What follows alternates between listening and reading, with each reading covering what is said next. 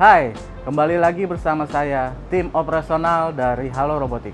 Dalam video kali ini, saya akan memberikan tutorial mengenai update firmware drone M30. Seperti apa videonya? Saksikan video berikut ini.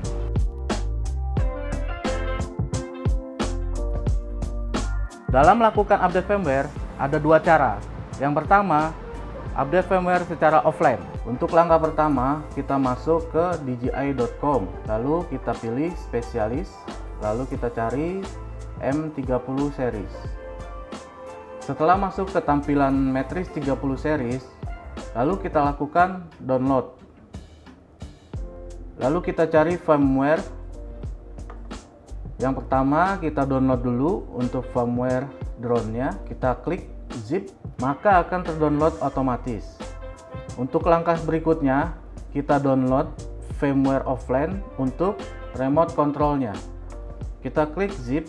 Setelah download selesai, maka kita bisa lihat filenya, dan di sini terdapat dua file untuk drone dan remote controlnya.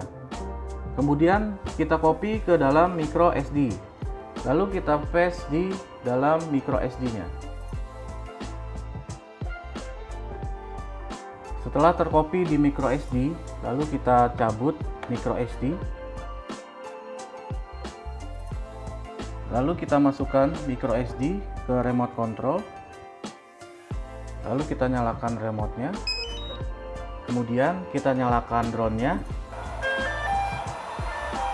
Oke, setelah drone menyala dan sudah terkonek antara remote ke drone, lalu kita klik yang tulisan normal. Kita klik firmware. Kita klik lagi offline update. Oke, terlihat tampilan di sini ada drone-nya M30T dan di bawah untuk remote-nya.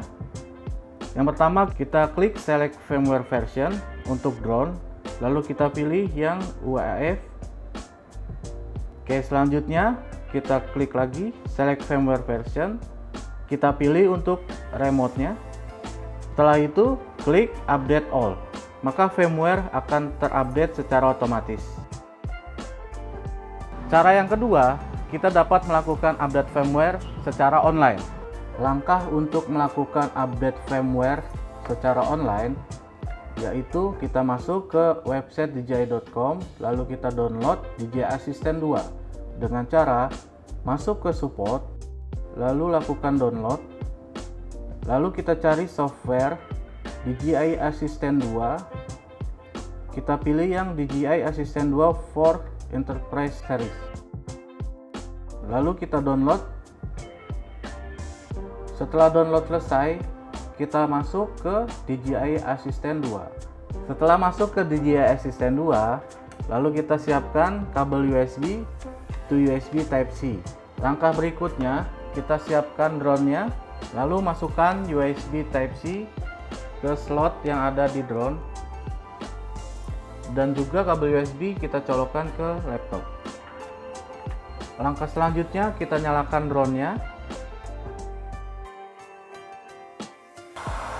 Oke, otomatis langsung terdeteksi matriks M30 series. Kita klik dan kita dapat melakukan update firmware secara online dengan klik upgrade. Start update. Selama melakukan update firmware, pastikan jaringan internet Anda stabil.